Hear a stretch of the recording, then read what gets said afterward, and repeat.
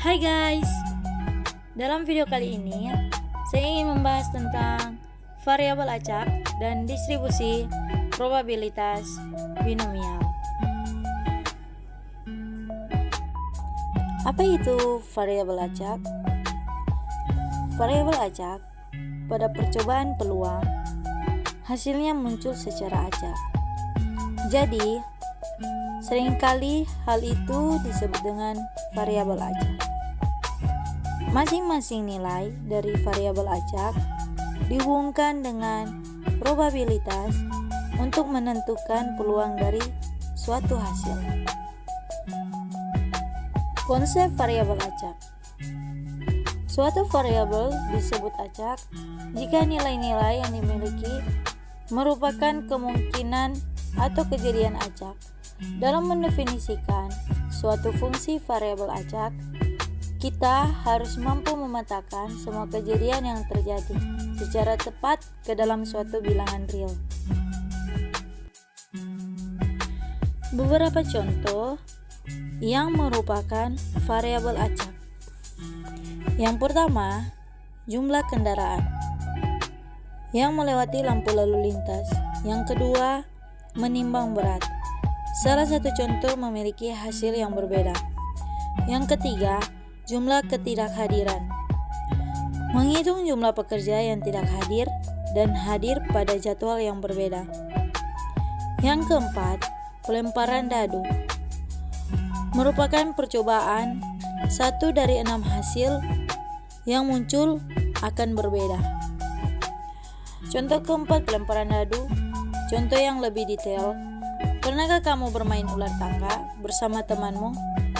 Dalam permainan tersebut, ada sebuah dadu yang harus kita gunakan atau mainkan terlebih dahulu dengan cara lempar beberapa kali. Coba perhatikan hasilnya, teman-teman.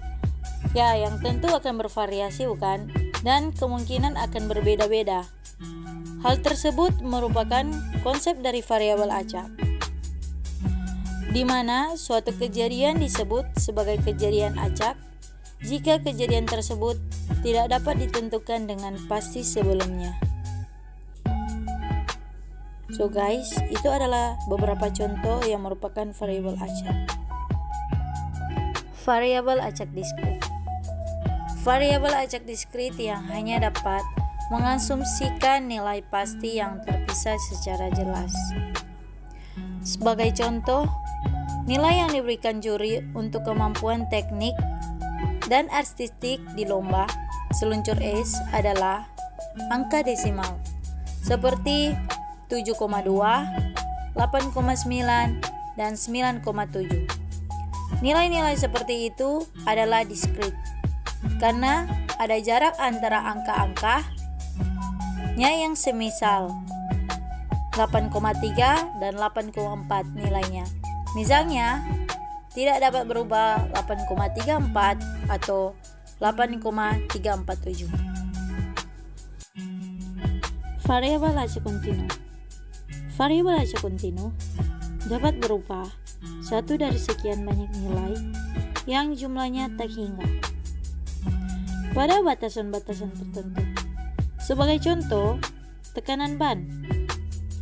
Tekanan ban diukur dalam PSI per square inch. Pada CV Trailblazer baru dapat mencapai 32,78 PSI, 31,62 PSI, 33,07 PSI, dan seterusnya. Dengan kata lain, nilai antara 28 dan 35 mungkin dapat muncul. Variabel acaknya adalah tekanan ban. Perbedaan variabel acak diskrit dan variabel acak kontinu. Variabel acak diskrit. Variabel acak diskrit adalah variabel yang menggunakan bilangan bulat untuk menyatakan hasil suatu percobaan. Contoh, jumlah siswa dalam satu kelas dan jumlah bus yang tiba di terminal. dan variabel acak kontinu. Variabel acak kontinu adalah variabel yang menggunakan bilangan real untuk menyatakan hasil suatu percobaan. Contoh, hasil penimbangan berat badan dan hasil pengukuran tinggi badan. Distribusi probabilitas binomial. Distribusi binomial adalah distribusi probabilitas diskrit. Jumlah keberhasilan dalam N percobaan, ya atau tidak, berhasil atau gagal, yang paling bebas, di mana setiap hasil percobaan memiliki probabilitas P. Eksperimen berhasil atau gagal juga disebut percobaan Bernoulli. Dalam kehidupan sehari-hari, kita selalu menemui distribusi binomial, yaitu dua kemungkinan hasil tentang suatu peristiwa. Misalnya, saat kita melempar dadu, melempar koin, bermain bola, dan lain sebagainya. Ciri-ciri distribusi probabilitas binomial. Yang pertama, setiap percobaan hanya memiliki dua peluang hasil, yaitu berhasil atau tidak. Yang kedua, hasil peluang dari setiap percobaan harus sama. Yang ketiga, hasil akhir pada percobaan adalah independen. Jadi, hasil percobaan pertama tidak akan mempengaruhi hasil percobaan yang kedua. Dan yang terakhir, masing-masing percobaan adalah saling bebas dari percobaan lainnya. Seringkali dalam berbagai macam permasalahan, peluang hanya memiliki dua kemungkinan hasil, atau dapat disederhanakan menjadi dua kemungkinan. Contoh yang pertama, ketika suatu koin dilempar, maka kita akan mendapat angka atau gambar. Dan yang contoh yang kedua, ketika seorang bayi lahir, maka seorang bayi tersebut merupakan bayi laki-laki atau perempuan. Dan contoh yang ketiga, seseorang dapat dikategorikan memiliki tekanan darah normal atau tidak normal karena tergantung dari pengukuran tekanan darahnya. Jenis-jenis distribusi binomial khusus. 1. Distribusi binomial negatif. 2. Distribusi binomial kumulatif. Dan yang ketiga, distribusi binomial quotient.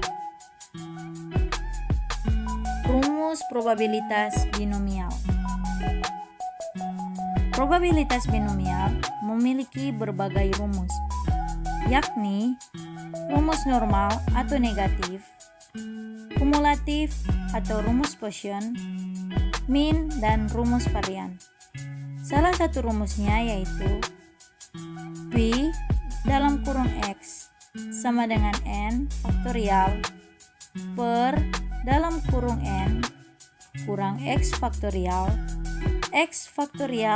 kali Pi pangkat X kali Q pangkat N kurang X, di mana C melambangkan kombinasi, N merupakan jumlah percobaan, X merupakan variabel acak yang diartikan sebagai jumlah keberhasilan, dan P merupakan probabilitas dari suatu keberhasilan pada tiap percobaan.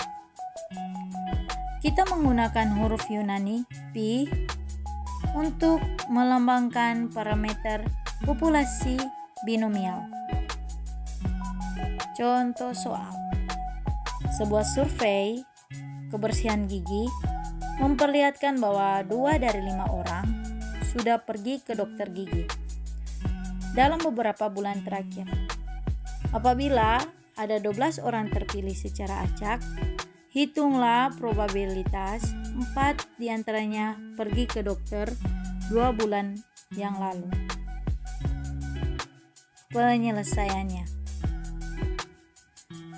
N sama dengan 12, X sama dengan 4, P sama dengan 2/5, Q sama dengan 3/5.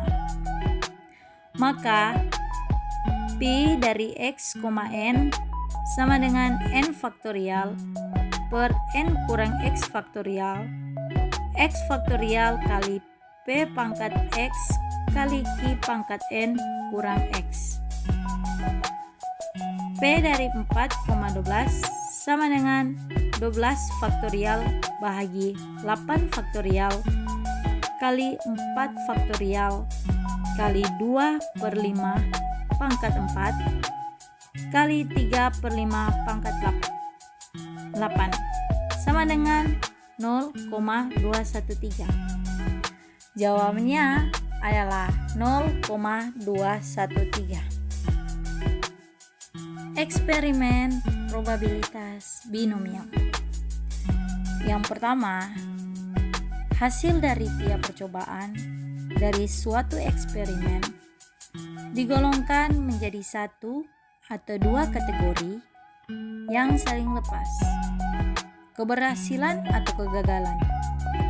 Yang kedua, variabel acak, menghitung jumlah keberhasilan pada sejumlah percobaan.